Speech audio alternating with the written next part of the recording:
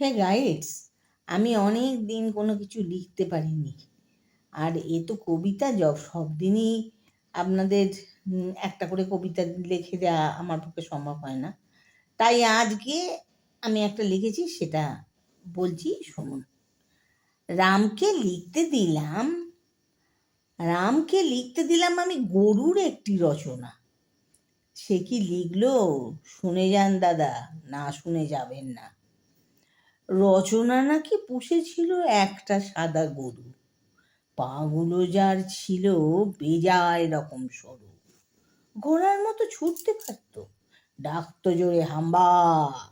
রচনা নিজে দাঁড়িয়ে থেকে খাওয়াতো তাকে রম্ভা। গুড নাইটে লাগতো না ভাই, গরুর লেজের মারে। এক মারেতেই উড়ে যেত মশা 1000 মাইল দূরে। দুধ দিত সে 1000 পোয়া, হতো অনেক ছানা। যে আসতো সেই খেত, ছিল না কোনো মানা। এই ছানা খেয়েই রচনা হলো এমন সুন্দরী।